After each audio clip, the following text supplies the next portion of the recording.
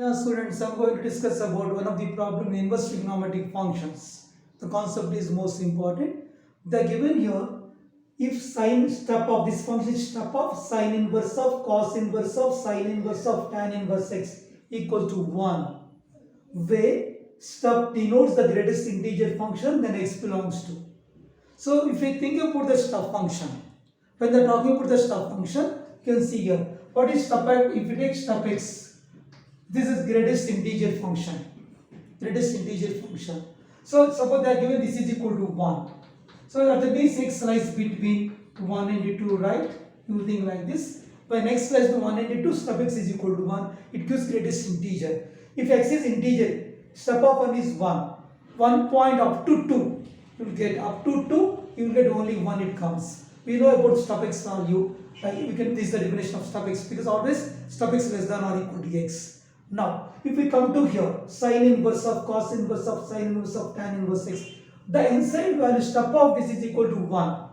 But we know the range of sine inverse x. If we think the range of sine inverse x minus pi by 2 less than or equal to, think about sine inverse x less than or equal to pi by 2, right? Sine inverse x lies between minus pi by 2 to pi by 2. If we, these are the radians, right? If we convert this, will become minus 1.57. This is 1.57, right? It comes 1.57. So sine inverse x lies between minus 1.57, 1.57. But I got 1 here. So I got 1 means what range can I consider this value? So according to this, I can consider this entire function value I can consider. So my 1 less than or equal to, that function less than or equal to 1.57. So I am talking about this one, right? So this thing, this everything sine inverse of is there, right? So this I can consider between this, right? Let it be, this understood here. Let it be, this is everything as, let it be as k. So this will be like this, right? Consider this as k, let everything as, let it be k, lies between 1 to 1.57. So 1.57, I can write it, this is pi by 2, right? So this entire value lies between 1 and pi by 2. I am asking, let it be inside as, let it be as k. If we consider this as k, so this k value lies between 1 and pi by 2. Now if you follow that, just if you follow that, just remember this, let it be k lies between 1 and pi by 2, 1 less than or equal to pi by 2. So if you follow that, you can observe here, I can write here. So this value I can write, this entire value, I can write step of this value, I can write 1 less than or equal to sine inverse of cos inverse of sine inverse of tan inverse x. You will write less than or equal to pi by 2. Now you can see here sine inverse of. Now if you apply sine here, you will get sine inverse. We know that sine of sine inverse x, you know here.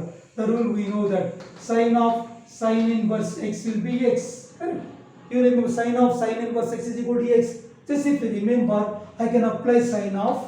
So sine 1, sine of this means you will get sine of sine inverse, right? So sine of sine inverse,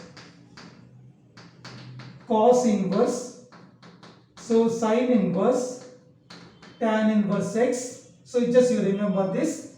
Now I can write like sine pi by 2.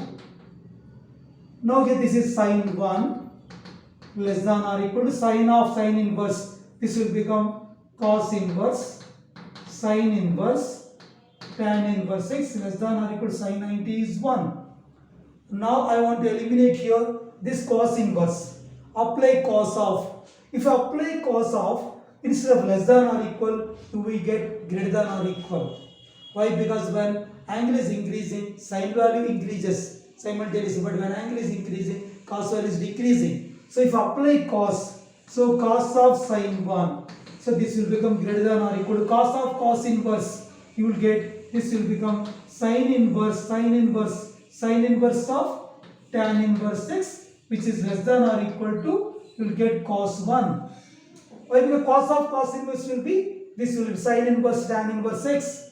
Now apply again to eliminate sine inverse, apply with the sine, you will get sine of cos sine 1, you will get greater than or equal to sine of sine inverse, I can eliminate, this will become tan inverse x less than or equal to sine of cos 1. it will come sine of cos 1. Now, to get the value of x, apply again, expand with tan. If I expand tan, this will be tan of sine of cos of sine 1 greater than or equal to x greater than or equal to tan of sine of cos 1.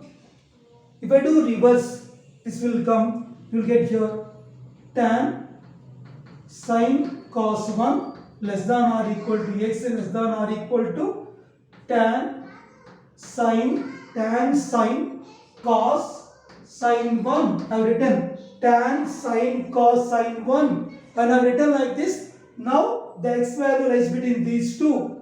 That means I can conclude here x belongs to closed interval tan sine cos 1. I can write tan sine cos sine 1. So close like a comma b. This one I can write here, right? So you will get like this. X belongs to tan sine cos 1, tan sine cos sine 1. So the answer you will get, this way you will get the answer right. Tan sine cos 1. So that will be the required answer, right? This is the required answer. So x belongs to tan sine cos 1, tan sine cos sine 1. Closed interval. This is the domain of this function according to step of equal to 1 they have given. This is a very good question. So this type of questions you should learn more. Thank you.